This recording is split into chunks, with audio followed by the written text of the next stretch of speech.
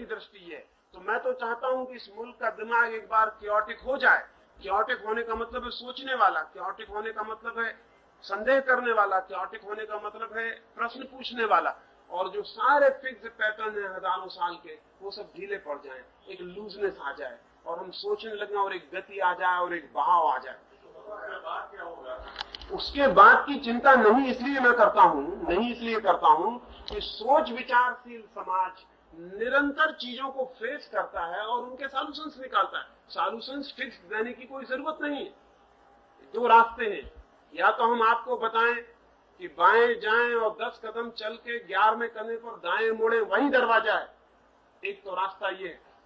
दूसरा रास्ता ये है कि हम आपको आंख से देखने की कला सिखाएं और कहें कि आप देखें और जहां रास्ता आपको मिले आप उससे निकलें। रास्ता और दरवाजा आपकी खुली आंख से दिखाई पड़ेगा। मेरी अपनी मनस्थिति अब तक जो रही दुनिया में वो ये थी कि हम लोगों को फिक्स्ड फार्मूला दे दें, ऑर्गेनाइज्ड रिलीजन दे दें, ऑर्गेनाइज्ड पार्टी दे दें और लोगों को एक आइडियोलॉजी दे दें जिससे वो चले, लेकिन लोगों को एक मस्तिष्क न दे दें जिससे कि वो सोचें और चले।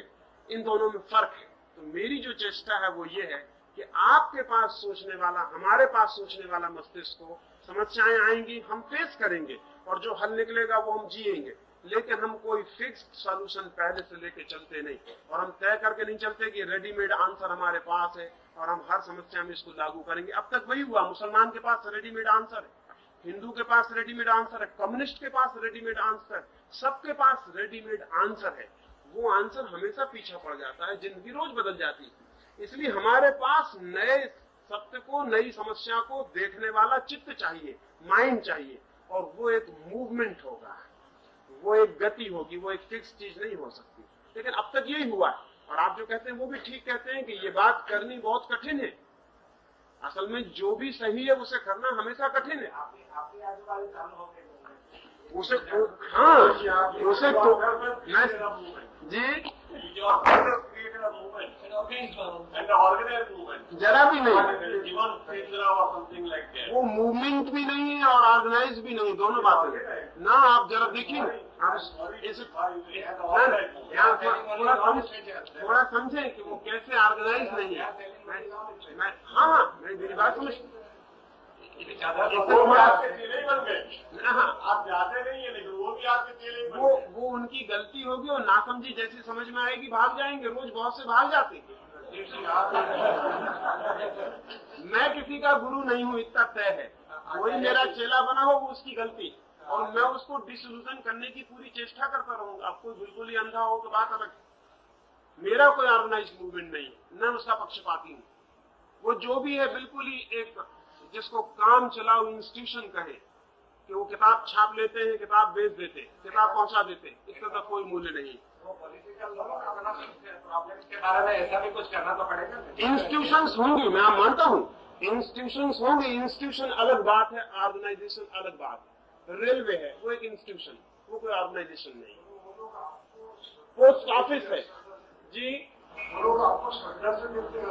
वो बड़ी गलती में है, बड़ी गलती में, क्योंकि मैं सब तरह की श्रद्धा उखाड़ने का पक्षपाती हूँ। अब ये उनकी भूल है और पुरानी आदत की वजह से भूल है। वो जिन गुरुओं के पास पहले रहे उन्होंने श्रद्धा सिखाई, उसी तरह वो मेरे पास आ गए। ऊपर की बातें मेरी सुनते लेकिन भीतर का दिमाग वही का वही। तो मेरा पैर भी छू लेते हैं, मुझे भी गुरु मान लेते, लेकिन मुझे मान नहीं सकेंगे क्योंकि मैं गुरु गड़बड़ हूँ। 24 घंटे बहुत मुश्किल है उनको मानना, बहुत मुश्किल है।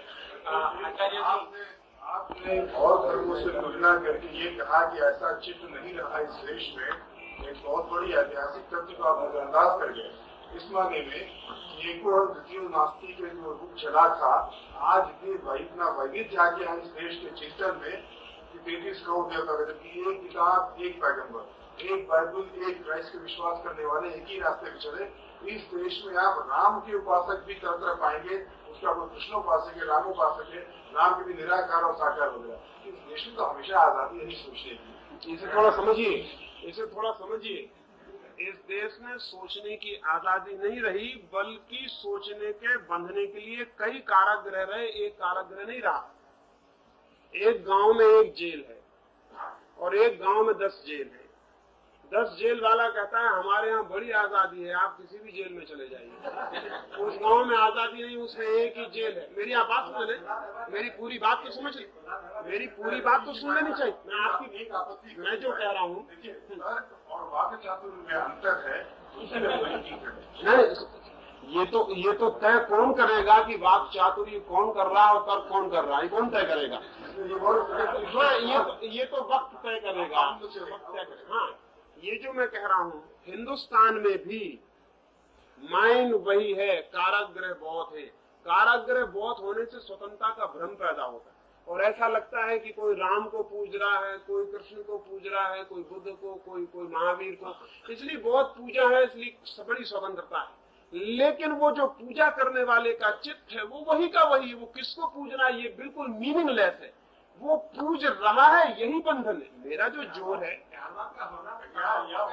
मेरा जो जोर है वो इस पे नहीं है कि आप किसको पूज रहे हैं, मेरा जोर है कि आप पूज रहे हैं।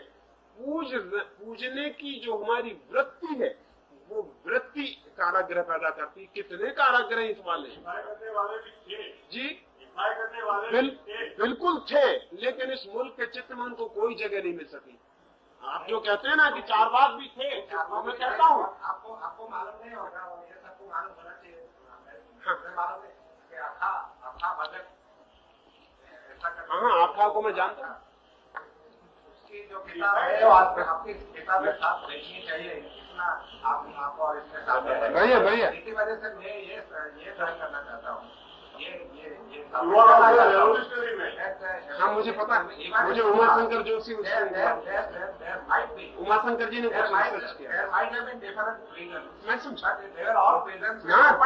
बिल्कुल ठीक है।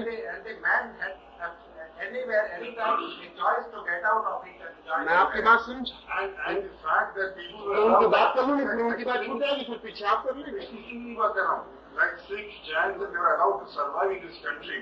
In spite of so much turmoil, upheaval and all, it shows that as in a democracy, इसे थोड़ा बात करें। पहली तो बात ये है कि मैं ये नहीं कह रहा हूँ कि हिंदुस्तान में ऐसे कोई लोग ही पैदा नहीं हुए जिन्होंने बगावत की बात न की हो। हिंदुस्तान में ऐसे लोग पैदा हुए, लेकिन कभी भी हिंदुस्तान की मेन करंट वो नहीं बने, न बन सके। और जब उनके नाम को आदर हिंदुस्तान ने दिया तो उन आदमियों की पूरी शक्ल बदल के फिर मेन करंट को उनको सम्मिलित किया, नहीं तो वो सम्मिलित नहीं हुए। जैसे चारवाक हुआ, लेकिन चारवाक की चिंतना की इस मुल्क में कोई जड़ें नहीं जम सकी, इस मुल्क की प्रतिभा में कहीं जड़ें। अगर हिंदुस्तान में चारवाक की जड़ें जम गई होती तो जो पश्चिम में आज हो सका वो हिंदुस्तान में 3000 साल पहले हो गया होता। इतना सारा विज्ञान हमने पैदा कर लिया होता कभी भी, क्योंकि पश्चिम जो कुछ कर सका वो वहां मटेरियलिज्म की एक जड़ जम सकी और इसलिए कर सका, नहीं तो कभी नहीं कर सकता। हिंदुस्तान में चारवाक की बात तो ऐसे हट गई कि आज चारवाक की एक मैं पूरी बात तो कर लूं, चारवाक की एक किताब उपलब्ध होनी संभव नहीं है, चारवाक का एक शास्त्र उपलब्ध नहीं है।